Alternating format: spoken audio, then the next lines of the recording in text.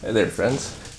Wanted to share a little experience I had yesterday. On the way home from work, I stopped at a pawn shop and I found myself something I've been looking for a while. It's one of those Coleman single burner stoves, and I think they sell for like around $70 new. They kind of takes the white gas. I like those. I like the pumping up the tank pressure and doing all that stuff. And I don't know, they wanted something like $38 or $40 somewhere. I think it was just under $40 for it. And I know the guy at the pawn shop because I've been in there before. I've dealt with him, and he knows me by name. You know, sometimes he remembers my name.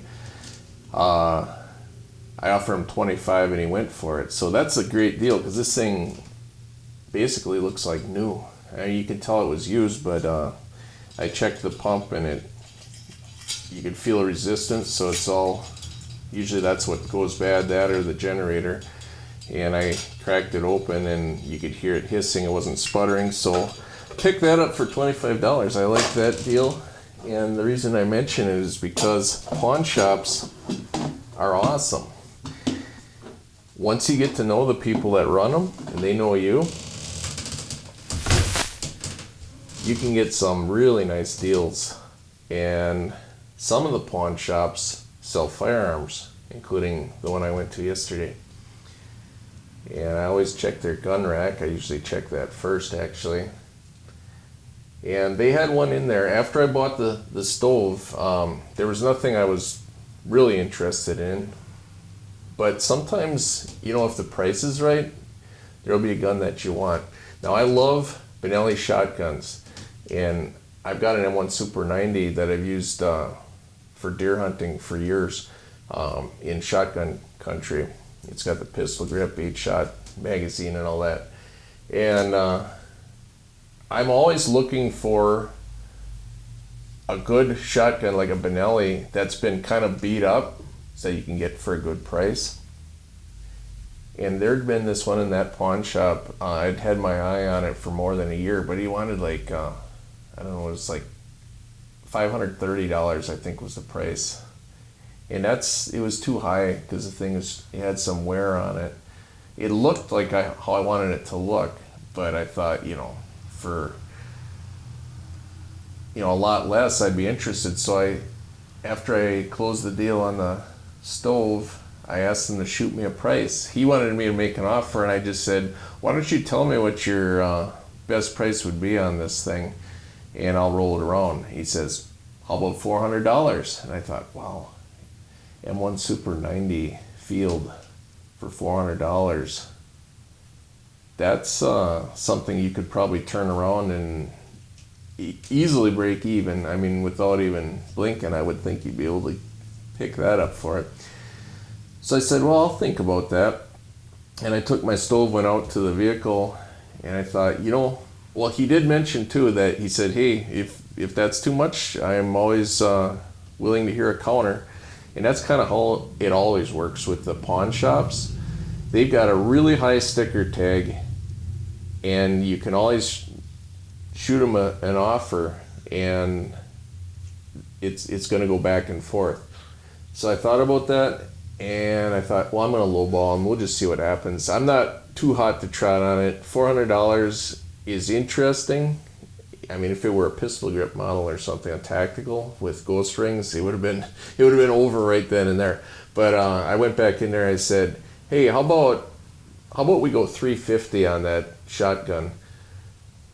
And he says, I'll meet you halfway, $375. And I said, no, I'm gonna have to hold firm at $350. If you'll sell it to me for that, I'll pick it up right now. He says, let's put it in your hands. So it's a done deal. Got me an Italian shotgun, an M1 Super 90. This one is the imported by Heckler & Koch back when they were doing that. So it's the HK Benelli. It's got the import symbols and everything on there. And it has just the right amount of wear to make it, to give it some character, some honest wear. And it had some honest dirt and rust on it too, like the fasteners that hold the butt pad on, and the the magazine spring was rusty. That's a real minor detail. Actually, I cleaned it up.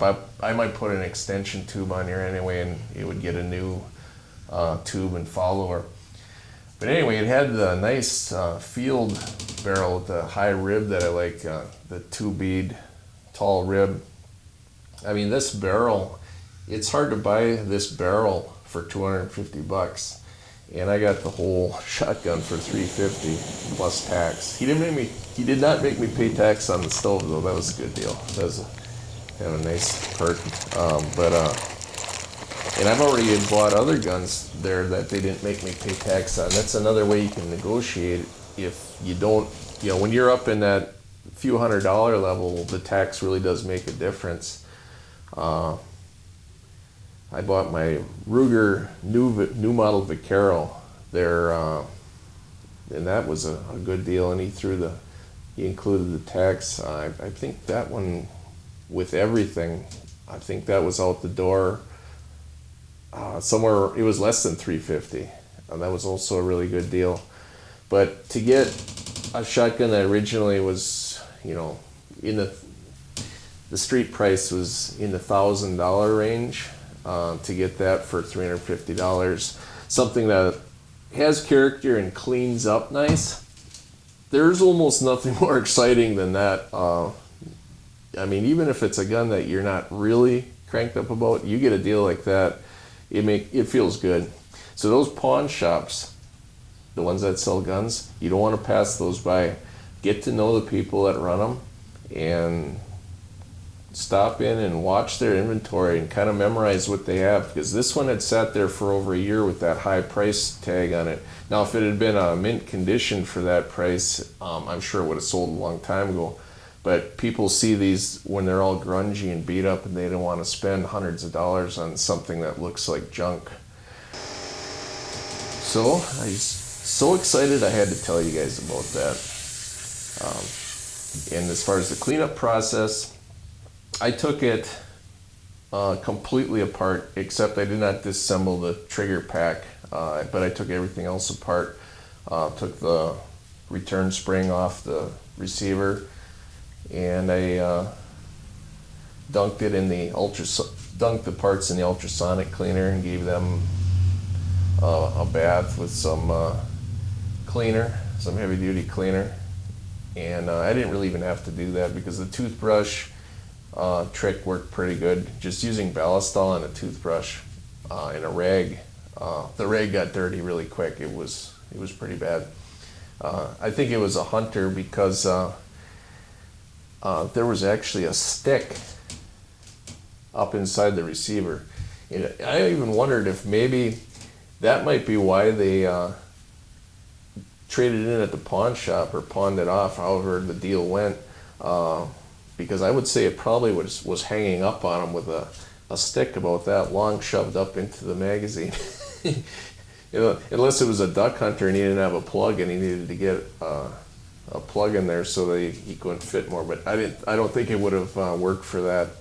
I think somebody was probably going through the heavy brush and it jammed itself up inside there along with the shells and broke off. And I don't know, it's interesting as I'm cleaning it, and the big hunk of wood falls out of it, along with lots of sand and dirt and grit. And the reason I use the ultrasonic cleaner is because even after cleaning it, I could feel a little bit of grit on the trigger.